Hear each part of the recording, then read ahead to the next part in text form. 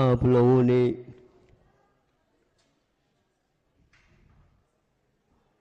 महोत्सव मनाया। जिसने देखा किया वो चले गए, और जिन्होंने नहीं यहाँ पर उपस्थित थे वो आकर के पूछताछ कर रहे हैं कैसा हुआ क्या हुआ। किंतु आज का विज्ञान इतना लंबा चौड़ा हो गया है, 1 मिनट नहीं लगता और वह विश्व के कोने कोने में प्रसारित हो जाता। कुछ लोग इससे अनभिज्ञ हैं, कुछ लोग जानते हैं, जानने वालों को और पुष्टि मिलती है, और जो नहीं जानते हैं वो देख करके सोचने को बाध्य हो जाते हैं। विदेश के लेख के बारे में हमने एक बार पढ़ा था। जीवन में जिस प्रकार आहार अनिवार्य है, वस्त्र भी सीमा तक अपने लिए आवश्यक है, ताकि हम मन, इंद्रिय और शारीरिक वेदना को सहन कर सके। किंतु उन्होंने ये अवधारणा बना ली, ये जैसे अनिवार्य इसी प्रकार ब्रह्मचर्य रह नहीं सकते, किंतु यहाँ एक जिस प्रकार भोजन अनिवार्य है उसी प्रकार ये भी अनिवार्य। हमने इसको 2 बार पढ़ा, तीसरी बार भी पढ़ा। ऐसा किसी ग्रंथ में या भारतीय परंपरा में नहीं लिखा गया। ये कैसे इन्होंने वैज्ञानिक युग में कहा, और धारणा सबकी प्राय करके यही बन जाती है, क्योंकि में स्वीकारता प्राप्त है।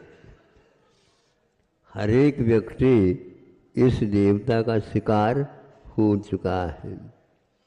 अब इस धारणा को हम बदले कैसे? शिक्षा के माध्यम से ही हम इसको बदल सकते हैं, और इसके प्रयोग करके रहने से उनको मानने के लिए बाध्य होना पड़ता। हम मना नहीं रहे, यह संभव है।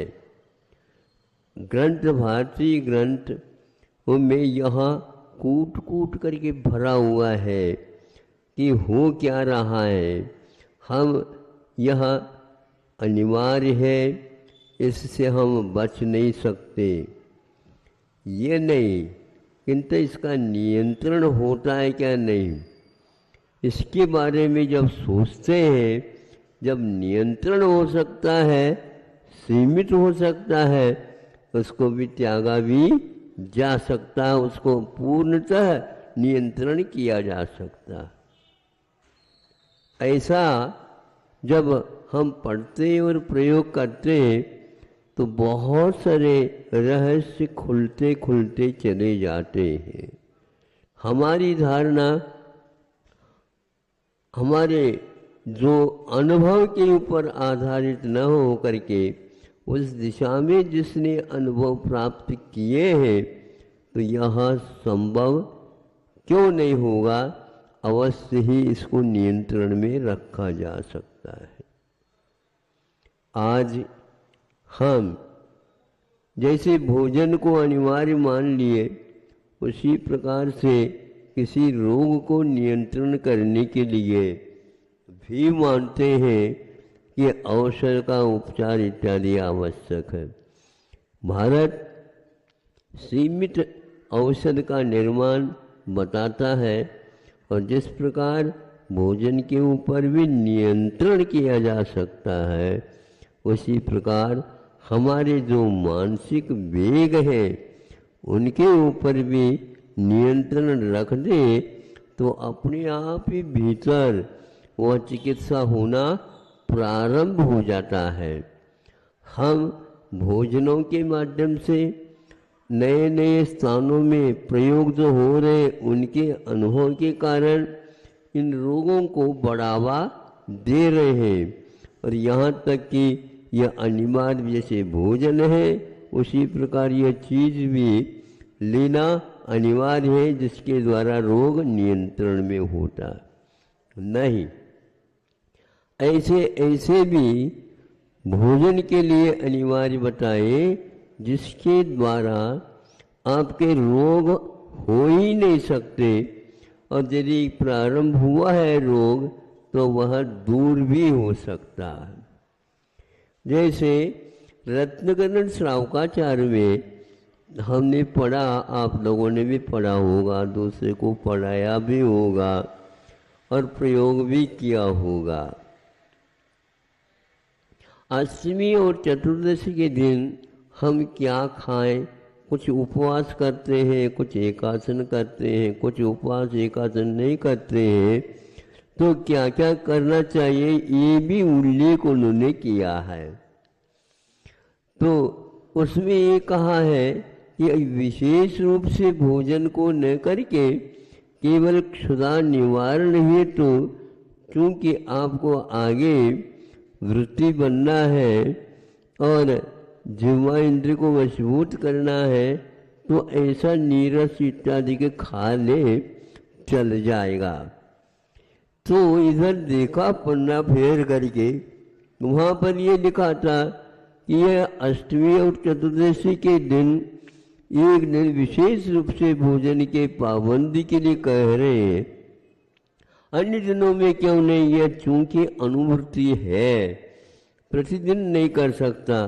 प्रतिदिन गरिष्ठ आहार, योग्य आहार वो बना बना करके घर के सदस्यों को और स्वयं को सेवन करता रहता है। इसी प्रकार इसको पचाने के लिए क्या लेता है? तो उसमें लिखा तांबूल शब्द का प्रयोग किया है उन्होंने, जिसको आज आप लोग अपनी भाषा में पान खाना।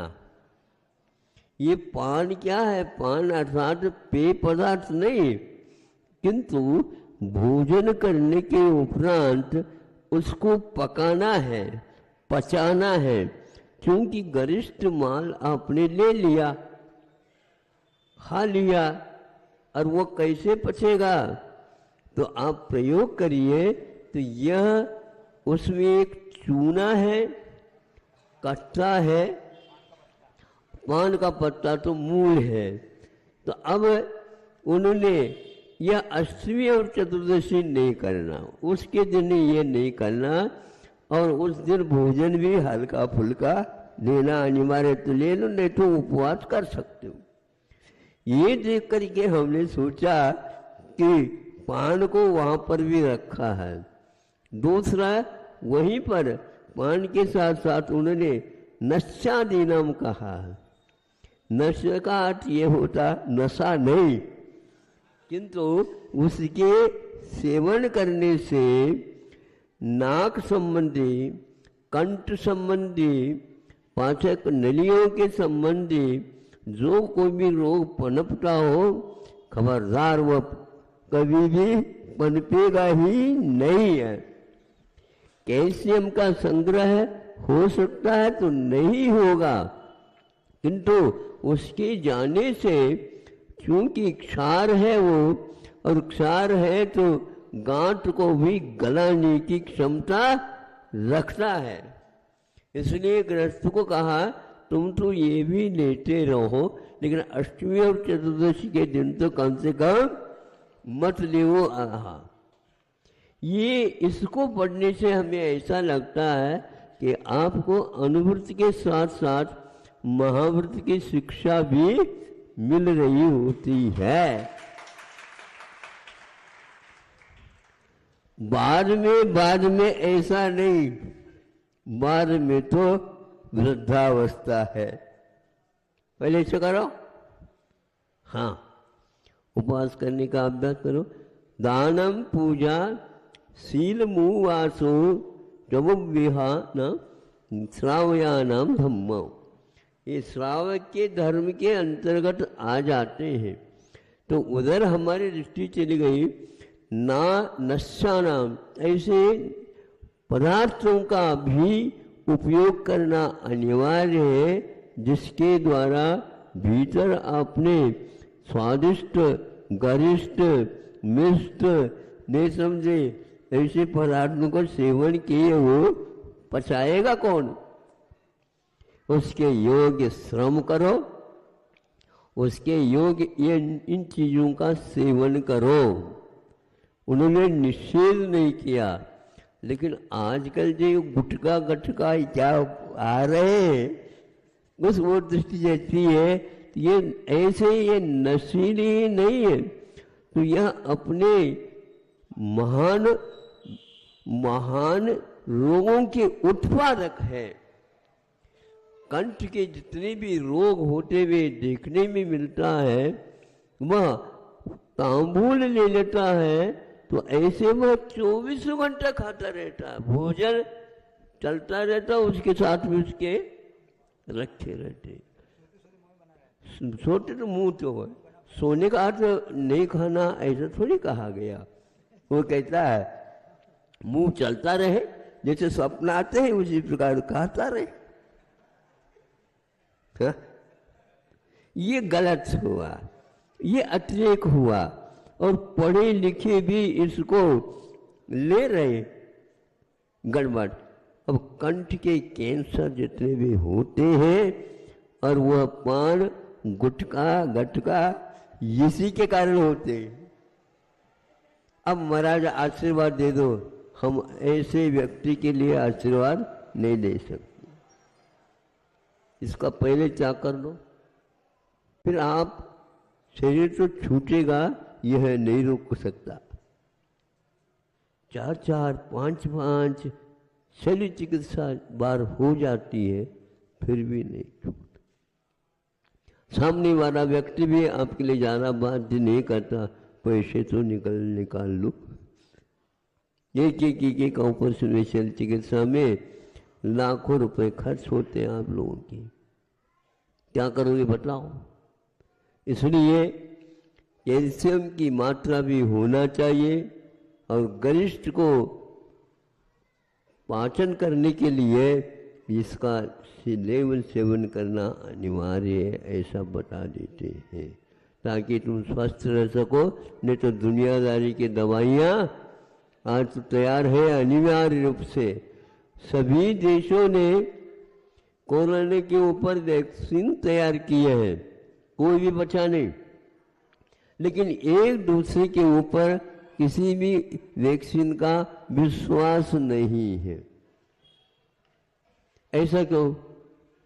जब विज्ञान है तो समान होना चाहिए, नहीं हो पा रहा। इसमें भी बहुत कुछ रहस्य छिपा हुआ है। ऐसे लेख अधिक सुन रहे हैं, पढ़ रहे हैं, तो उसको भी आप ध्यान में रखिए, और आयुर्वेद के बारे में भी सोचिए। वह पान के लिए भी एक स्थान पर दवाई के रूप में स्वीकार करने के लिए किया है। इसके कारण जो भीतर का अन्न तो पचेगा ही, दो विकृति पैदा हो रही है, वो भी सारे के सारे समाप्त होते। एक और बता करके मैं समाप्त करता हूँ, ताकि आप लोग इसको याद रखेंगे।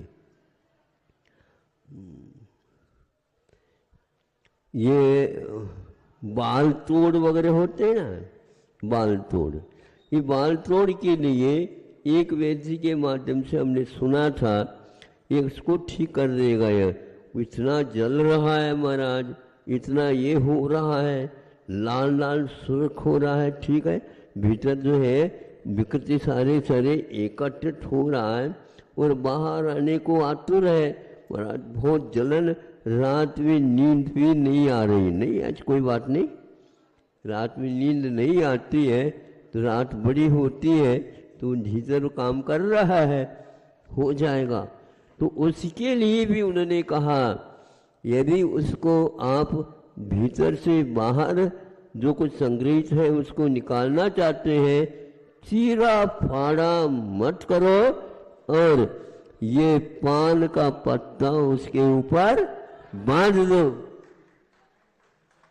हमने कहा ये तो रत्नगढ़ श्रावकाचार पूरा आ गया पान के ऊपर और तांबुल के ऊपर, और उससे और दूसरा लगाने के उपरांत 1 हफ्ता भी नहीं लगेगा, निश्चित रूप से भीतर का माल बाहर आए बिना नहीं रहेगा। और यदि उसको शुरुआत है तो उसको दबा भी सकते। कैसे दबाए? उसी पान को उल्टा बांध दो तो वह दबा देगा।